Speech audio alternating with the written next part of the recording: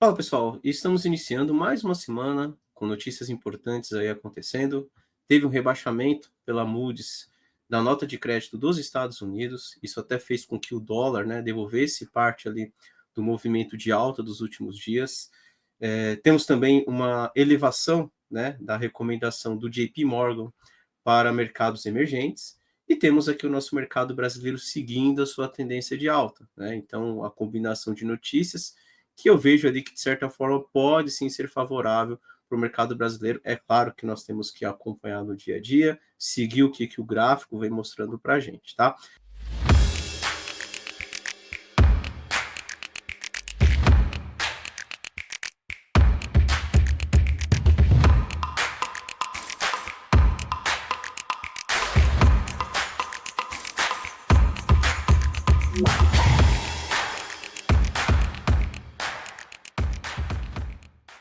Bem, eu me chamo Alan, faço parte da equipe Ficub, lembrando que a gravação das oportunidades da semana é uma parceria com o canal Monitor do Mercado.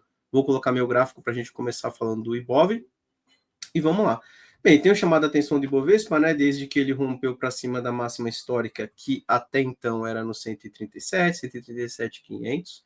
Chamei a atenção que qualquer volta na região dos 137,500 até a região dos 135,500 considero como oportunidade de compra, tá?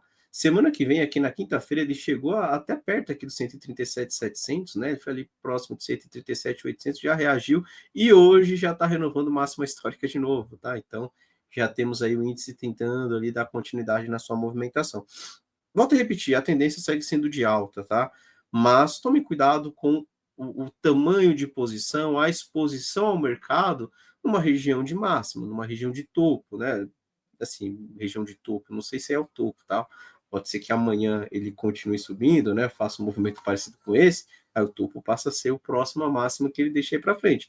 Mas é uma região de máxima histórica no momento, tá? Então, eu vejo que tem sim um certo risco. Vejo que não precisa ficar de fora, até porque o mercado está subindo, né? E para quem é muitas vezes fica esperando demais, o mercado acaba indo e não dá muita oportunidade para entrar. Então é sempre bom você ficar de olho, principalmente nos ativos que têm uma boa relação risco-retorno, onde você tem um estoque mais barato e um alvo mais distante, tá? Então, Ibovespa para cima, acima de 137.500, 135.500, correções ali até estes pontos, começando a apontar para cima novamente, fiquem de olho porque teremos ali novas oportunidades, tá? E aí qual que é a ideia, né? Supondo aí que o mercado durante a semana inicia um movimento de correção. Então, algo parecido com isso. Aí chegou lá no 137. Começa a segurar e aponta para cima, eu vejo como oportunidade de compra. Quando ele forma esse pivôzinho ali apontando para cima novamente, né, ele começa a demonstrar uma reação mais positiva em cima de suporte, a ideia é que ele venha para romper, tá, pessoal? Se por um acaso ele vem testar, bate cabeça e depois vem perdendo essa região, aí mesmo aqui a região de 135.500 já começa a ficar desconfiada aí dessa movimentação, tá? Eu já não pensaria tanto na compra, porque aí eu já começo a ver uma possível falha no teste do topo, o topinho duplo, ele já começa a marcar um fundo mais baixo que o anterior. Isso pode indicar para a gente o início de um movimento de topos e fundos descendentes e uma possível reversão daquela movimentação de alta. Somente se acontecer da forma que eu desenhei. Mas a expectativa, né, a leitura ainda é de compra na região de suporte. Chegou na região de suporte, eu vejo que a oportunidade é para compra e observa para ver se ele vem para romper. Rompeu, maravilha, está comprado lá no pivôzinho que ele formou. Fez pullback, corrigiu, mandou para cima de novo, tira o seu stop daqui, passa para cá, já tira o risco das operações e aí vamos seguindo, tá? É claro, você não vai para o Ibovespa, né?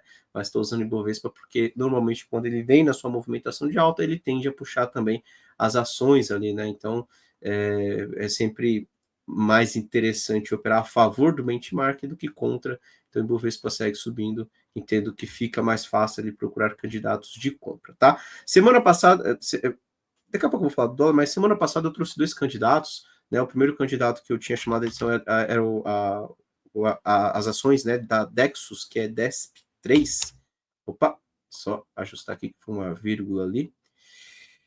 E nós chamamos a atenção no dia 12, né? Olha a reação que Dexus fez, pessoal. Então, Se eu pegar aqui do dia 12 de maio, foi mais ou menos por aqui.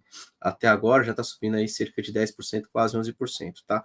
Nós tínhamos entrado aí na operação aqui no Ficube, né? No nosso aplicativo, e olha aqui o resultado dela, deu aí cerca de 9,4. Tá, acabamos encerrando a operação, né? Ele esticou rápido ali no curto prazo, entendia que ela poderia ter um movimento de correção, pode até ser que ela siga subindo aí, tá?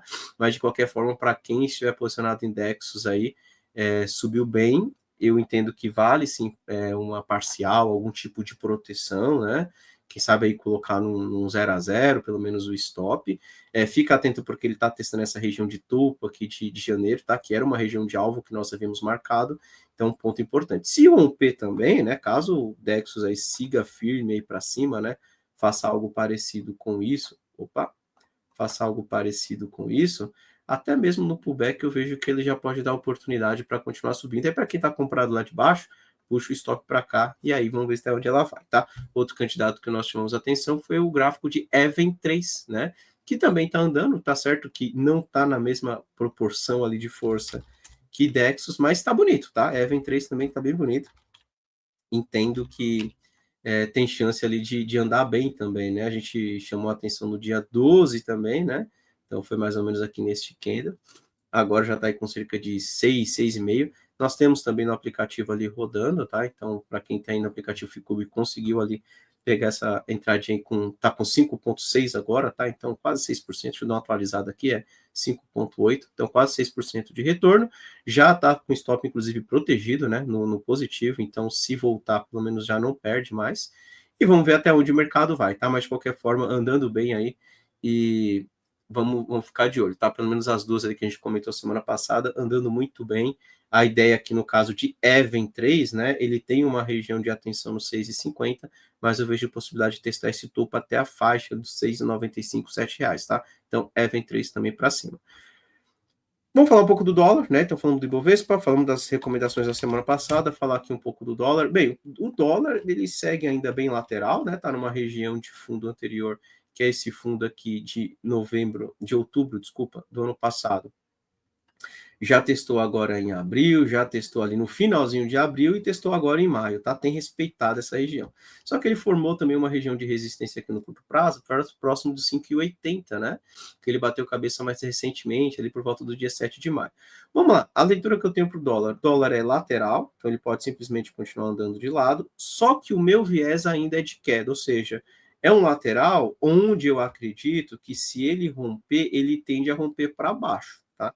Minha expectativa é que em algum momento esse dólar venha perdendo esses fundos anteriores e tenta buscar essa próxima linha vermelha aqui próximo de 5,50. Então, ainda é para baixo. Mudo de ideia, supondo aí que o dólar ele venha para testar essa região. Voltou para testar 5,80, para quem opera dólar no swing trade, é uma região que eu gosto para venda, tá acreditando nisso. Se ele faz isso daqui, vendi na região de 5,80, tem que estopar. E se ele faz esta movimentação, o meu viés, que no momento é de queda, ele já não passa a ser mais um viés de queda, e eu passo a pensar na compra do dólar em movimentos de pullback, acreditando que esse dólar reverte até próximo ali da faixa dos R$ 6, tá ok? Então, vamos ficar atento aí, dólar lateral, região de fundos, ainda vejo com viés mais negativo ali, continuação da queda, vamos seguir acompanhando, ok? Bem, trazendo os candidatos da semana, o primeiro candidato que eu gostaria de chamar a atenção aqui é o gráfico de Pomo 4, tá? Então, Marco Polo já andou um pouco, tá? Considerando o pivôzinho que ele deixou aqui no 6,55, mais ou menos. Só que eu começo a ver aqui alguns indícios de que Marco Polo pode se esticar, buscar um alvo aqui na faixa dos 8,20, quem sabe mesmo até buscar a região de 9,15, 9,16, tá? Primeiro ponto, repara que Marco Polo ele vinha na movimentação de queda com topos e fundos mais baixos, certo? Ali deu essa puxada aqui para cima, fez uma correção, ele fez aqui um topinho um pouco acima dos anteriores, né? Tá certo? Não deu aquela esticada lá, fez uma correção e está tentando formar um pivôzinho aqui. Isso aqui eu considero que pode ser um movimento de onda 3, né? Onde aqui seria a primeira pernada de alta, aqui uma correção, é o projeto 100% desse movimento. Repara que o 100% ele coincide com essa linha vermelha, então seria meu primeiro alvo, 8,10, 8,11. Se romper para cima dessa região, aí tem 8,54, depois a faixa dos 9, que aí já coincide com esses topos aqui de novembro do ano passado. Outro ponto importante, ele começa a desenhar para a gente, né, para quem gosta de figuras gráficas, né, ele começa a formar para a gente aí um okoi, né, que é o que nós chamamos de ombro, cabeça, ombro invertido. Ele precisa trabalhar para cima dessa região, tá? Então ele tem que trabalhar para cima dessa faixa, precisa começar a ter fechamento acima dessa região para realmente ficar interessante aí a movimentação de Marco Polo, tá? Então, Marco Polo eu considero sim um bom candidato. Ponto importante, se perder a faixa dos 6,50, tem que estopar, porque aí ele falha e volta para testar fundo, tá ok? Então, vamos seguir acompanhando, mas considero sim um bom candidato, apesar de estar um pouquinho esticado, ok? Outro candidato que eu estou de olho aí que eu considero que está interessante é o gráfico de MRV, então MRVE3. Vamos lá, pessoal. MRV vem numa movimentação de queda, tá? Se eu pegar o semanal não é um gráfico bonito. Ele vem numa tendência de queda já, né? Então, topos e fundos descendentes, fez um fundo aqui na região dos 4,56. Tá certo que ele vem ali desenhando fundos com divergências no ROC, né? Isso indica pra gente uma certa falta de força. Quando eu vou para o diário, por que me chama a atenção? Repara que o diário ele marcou um fundo aqui na 4,48, 4,50. 4,58, 4,50. Ele veio para testar esse fundo, não fez novo fundo, tá? Então começa a reagir no teste do fundo anterior. Ele tinha uma região de topos aqui nessa faixa dos 5,40, né? Vou marcar uma linha nessa região. Ele rompeu para cima dos 5,40, voltou para testar e por enquanto tem segurado. Isso indica para a gente o quê? Possível movimento de onda 3 para cima. Mesma situação que a gente falou ali de Marco Polo. Aqui Marco Polo já andou um pouco, né? Marco Polo já está meio que testando ali o topinho anterior, que se romper ela pode andar bem. No caso de MRV, eu até vejo aqui que está numa região interessante, porque o stop passa a ser mais barato, né? A ideia é que quando o MRV começa a ir trabalhar para cima desses 5,70, né? Se eu pegar aqui no curtíssimo prazo, você consegue ver que ele está um pouco mais consolidado aqui nessa região, né? Ele está tomando uma decisão no curto prazo nesta faixa. A partir do momento que ele começa a trabalhar para cima desses 5,70, a ideia é que ele marque um pivôzinho lá no gráfico diário, né? Então, algo parecido com isso, vou até desenhar aqui para a gente poder acompanhar como ficaria ali no diário. Então, a partir do... não dá para ver muito bem, mas seria isso, ó. Vamos lá. Isso. A partir do momento que ele começa a trabalhar para cima desses 5,70, não é para voltar mais para baixo da região dos 5,20. Ou seja, a ideia é que ele faça o início ali da terceira onda de alta, tá? Que seria o movimento de onda 3 que eu acabei de comentar. Então eu gosto de MRV, não faria nada por enquanto, esperaria ele trabalhar pelo menos aí para cima dos 5,70, 5,65, para cima dessa região que ele está mais lateral no curtíssimo prazo. E se ele conseguir romper para cima dessa região, aí eu pego minha ferramenta de projeção, ferramenta de projeção, onda 1, peraí que deu um erro aqui, onda 1, onda 2 e a onda 3. E aí nós pegamos os alvos, tá? Ele tem 786 no 6,65, né, que acaba coincidindo com essa região aqui de novembro de 24.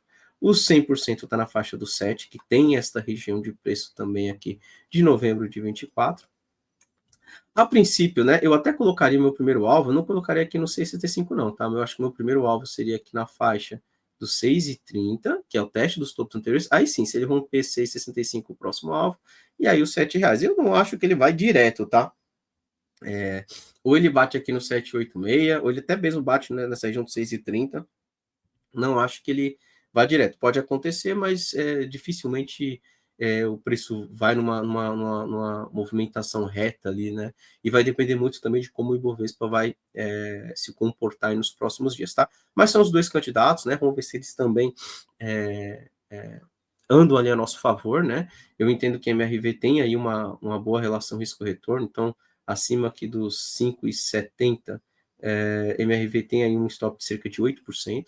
Primeiro alvo de MRV está dando aí uns 11%, se você considerar essa região de topos. Se ela for aqui no 786 já dá 16%, então dá aí um 2 para 1. E se ele for no 100%, daria 23%, no 100% de projeção, né? Dá 22% de retorno também. Então é outro ponto ali que eu ficaria de olho, tá? Então MRV, Pombo 4, vamos ver se os dois aí seguram na região atual, tá ok? Bem, vamos falar um pouco aqui do S&P 500, né? Então deixa eu só pegar aqui o meu TradingView. Bem, TradingView, pessoal, S&P 500.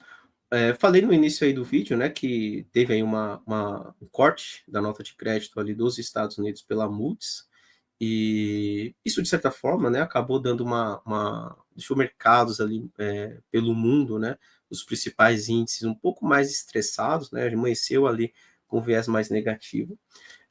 O S&P 500 no momento está caindo 0,43%, tá? Só que vamos lá, eu entendo que o S&P 500 ele esticou muito, tá, no curto prazo e que tem espaço de correção. Eu não acho que a notícia em si demonstra para a gente que o mercado vai reverter, vai devolver toda essa pernada de alta. Não, pelo contrário, eu acredito ainda que o S&P 500, mercado americano, virou para compra.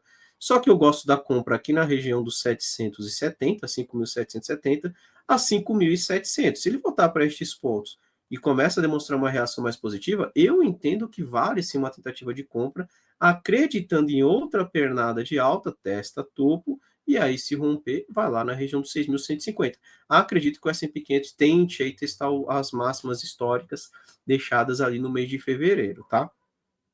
Se por um acaso, no meio do caminho, o S&P 500 volta para testar topo, começa a marcar um topo mais baixo que o anterior, aí sim eu começo a mudar de ideia, a ver ali com um pouco mais de cuidado, né, o que vai acontecer ali no mercado americano, principalmente se ele marca um topo mais baixo e depois vem perdendo ali um pivôzinho, um fundo que ele deixa aí nos próximos dias, isso indica para a gente sim uma reversão, e aí podemos retomar aquela movimentação de queda anterior, tá? No momento, meu viés ainda é positivo no mercado americano. Acredito que correções até a faixa dos 5.700, 5.770, oportunidade de compra, e a ideia é voltar para testar as máximas históricas lá perto dos 6.000, 6.150, tá? Então, vamos acompanhar como que o mercado americano reage nos próximos dias, mas correções ainda indicam oportunidades de compra, tá ok? Vou encerrando por aqui, pessoal. Desejei para todos uma excelente semana. Semana que vem estamos de volta aqui com a nossa gravação das oportunidades da semana em parceria com o canal Monitor do Mercado. Um abraço a todos, até semana que vem. Tchau, tchau.